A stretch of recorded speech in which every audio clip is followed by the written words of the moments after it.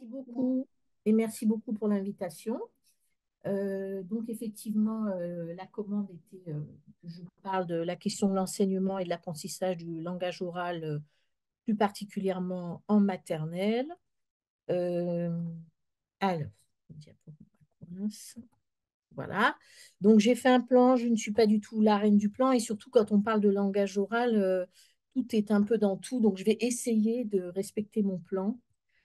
Donc, je vais faire une introduction courte et puis je reviendrai sur qu'est-ce que le langage, la question du langage, parce qu'il y a de nombreuses confusions, y compris on peut trouver des confusions dans les programmes. Je développerai quelques points par rapport à ce que montre la recherche sur l'apprentissage et l'enseignement du langage oral.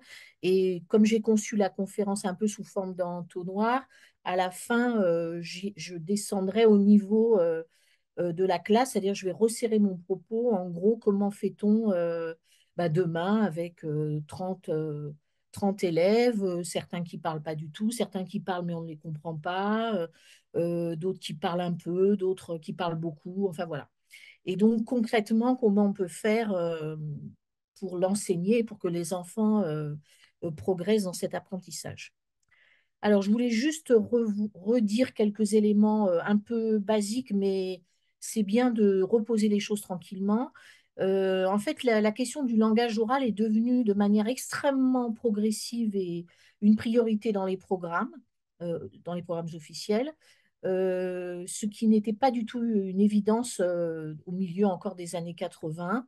Et là, on a vu surtout dans les programmes de 2015 vraiment un accent mis sur cette affaire de langage oral de l'enfant. Il faut bien différencier les deux choses qu'ont à faire les enseignants de maternelle. C'est-à-dire les enseignants de maternelle ont deux choses à faire. Ils doivent continuer à enseigner le langage oral parce que les enfants de maternelle, d'élémentaire et de collège n'ont pas du tout fini d'apprendre à parler. La recherche montre qu'en gros, on a le gros de l'apprentissage du langage oral, il se fait autour de 14-15 ans. Même si on est d'accord, à chaque fois qu'on parle, on continue à apprendre à parler, on progresse. Mais en tout cas, les enfants ont construit l'argumentation par le langage vers 14-15 ans. Donc il faut tout ce temps-là pour que les enfants aient disons, des compétences assez développées en langage oral. Donc, il faut qu'ils continuent à apprendre à parler. Et parallèlement à ça, en maternelle, ils commencent à apprendre le langage qu'on appelle le langage pour apprendre, c'est-à-dire le langage qui est propre à l'école et qui a comme spécificité d'être surtout un langage scriptural puisque l'école française, les programmes français insistent beaucoup, beaucoup plus que dans d'autres pays sur tout ce qui est l'entrée dans l'écrit, tout ce qui est autour de l'écrit. Alors, j'ai pris juste un exemple pour l'illustrer. Je prends l'exemple du vocabulaire de travail, hein, et on voit que très tôt en maternelle, les enfants peuvent entendre entourer, encadrer, surligner, supprimer, barrer, relier. Alors, ils peuvent entendre relie, et d'ailleurs, ça renvoie au verbe relier ou relire, c'est pas si simple à comprendre. Et puis, un peu plus tard, ils peuvent entendre résumer une histoire, définir quelque chose, remplir, compléter. Et tout au long de la maternelle, ils vont entendre des verbes du type tracer, dessiner, écrire, copier, et souvent aussi colorier. Et en fait, quand les enfants entendent ces verbes ou ces termes, eh bien, ça renvoie souvent à, voilà, on a un crayon, un stylo, un feutre, une feuille. Et donc, c'est des activités qui peuvent leur sembler très proches et qui, en fait, renvoient à des activités cognitives très différentes. Mais c'est très difficile pour un enfant de faire la différence à 3 ans, 4 ans entre tracer, écrire, dessiner, écrire, copier. Hein, c'est vraiment. Et donc là, on a des recherches assez récentes qui montrent que plus les enseignants utilisent un vocabulaire de travail précis, c'est-à-dire qui renvoie, c'est-à-dire chaque terme renvoie à une activité ou une tâche scolaire très précise, mieux on aide les enfants à entrer dans ces tâches et à apprendre parce que, ils différencient très tôt les différentes attentes. Donc en fait, l'école, comme toutes les écoles, hein, l'école, elle a ses propres usages du langage. C'est-à-dire que l'école, elle mobilise des usages scolaires du langage qui sont très difficiles à comprendre pour le reste de la planète. Hein. Il faut quand même qu'on se rende compte que ce qu'on propose aux élèves, souvent, c'est très exotique dans les manières de dire. Alors, je prends Des exemples que j'entends tout le temps en maternelle, hein, passer aux toilettes, qui ressemblent très peu à ce qu'on peut entendre en famille. Ils peuvent aussi entendre faire un dessin, faire de la peinture, faire de la grammaire. Faire un dessin, quand ils entendent cette manière de dire à la maison, ça ne renvoie pas du tout à la même pratique à l'école. C'est-à-dire qu'en général, quand un enfant a fait un dessin à la maison, même si c'est ce qu'on peut appeler d'une manière très rapide et pas terrible un gribouillis, en général, la famille est bienveillante, va dire c'est très beau, on le met avec un aimant sur la porte du frigo, on va l'encadrer pour l'anniversaire de la grand-mère. À l'école, pas du tout. C'est-à-dire qu'à l'école, en fait, l'enseignant se préoccupe moins de ce que l'enfant a dessiné que du projet de dessin que l'enfant se donne. Et très tôt en maternelle, dès le début de la petite section, les enseignants, en fait, ne regardent pas tant le dessin, ils demandent surtout à l'enfant, qu'est-ce que tu as dessiné? Et en général, si l'enfant arrive à le dire, on l'écrit sous son dessin, on met son prénom, on met la date.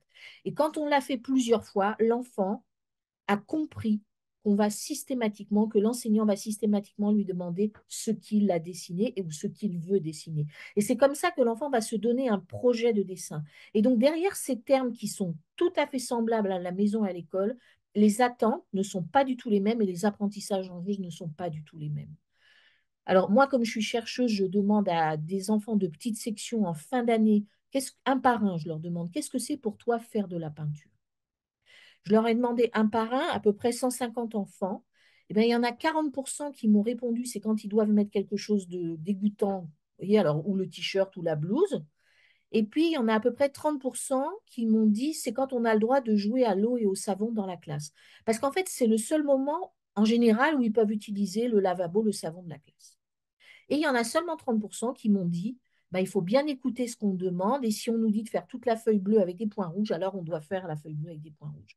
Et donc derrière quelque chose qui nous est très, très évident, hein, faire de la peinture, ça nous paraît simplissime, les enfants ont des interprétations très éloignées de ce que nous attendons d'eux, de ce que nous leur demandons.